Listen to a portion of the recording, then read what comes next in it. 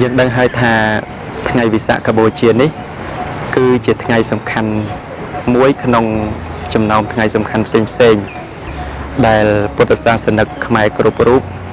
បានរៀបចំតាក់តែងនៅទេយ្យវត្ថុផ្សេងៗបូជាក្នុងថ្ងៃនេះអ្វីដែលគួរឲ្យកត់សម្គាល់នោះថ្ងៃវិសាខបូជាគឺជាថ្ងៃដែលយើងនឹករលឹកដល់មហាអភិលក្ខតសម័យទាំង3កាលទី1គឺជាថ្ងៃដែលព្រះពុទ្ធព្រះអង្គទ្រង់ប្រសូតទី2គឺជាថ្ងៃដែលព្រះអង្គទ្រង់ត្រាស់ដឹងទី3គឺជាថ្ងៃដែលព្រះសម្ពុទ្ធព្រះអង្គយាងចូលការបរិនិព្វានគួរបញ្ជាក់ដែរថាឱកាសនេះគឺជាឱកាសសំខាន់សម្រាប់ពុទ្ធបរិស័ទគ្រប់រូបអាចតាក់តែងរៀបចំនៅទេយ្យវត្ថុផ្សេងៗមានចង្ហាន់បិណ្ឌបាតជាដើមដើម្បីបូជាថ្វាយចំពោះព្រះសម្មាសម្ពុទ្ធទោះបីជាព្រះអង្គបរិនិព្វានទៅហើយក៏ដោយដោយហេតុថាចង្ហាន់បិណ្ឌបាតដែលយើងបានឧទ្ទិសថ្វាយចំពោះព្រះសម្មាសម្ពុទ្ធ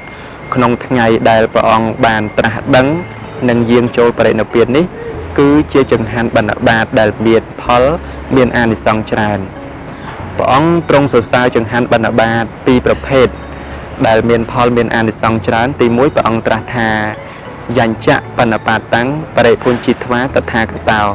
អនុត្តរសម្មាសម្ពោធិងអភិសម្ពុជតិចង្ហាន់បណ្ឌបាតឯណាដែលព្រះតថាគត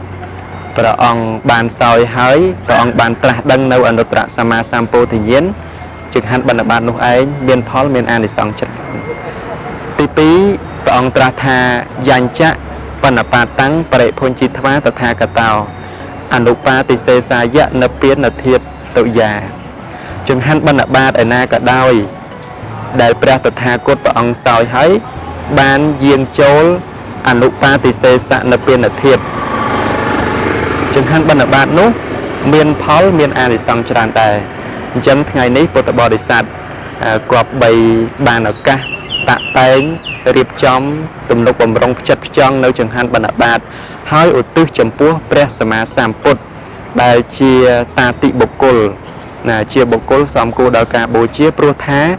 ការបូជាចំពោះព្រះពុទ្ធនេះមានផលមានអានិសង្សច្រើនណាស់អដ្ឋកថាចារ្យលោកបានលើកឡើងថា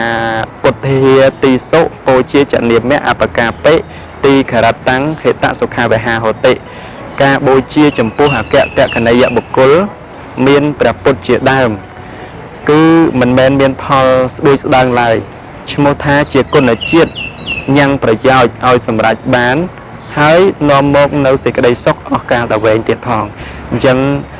សម្រាប់ពិសាខបូជានេះសូមឲ្យពុទ្ធបរិស័ទគ្រប់រូបតម្កល់ចេតនាក្នុងការបូជាដោយទេយ្យវត្ថុជាចំណែកមួយហើយជាពិសេសគឺការបដិបត្តិបូជាដែលជាបូជាដល់ដំណាសូមអរគុណ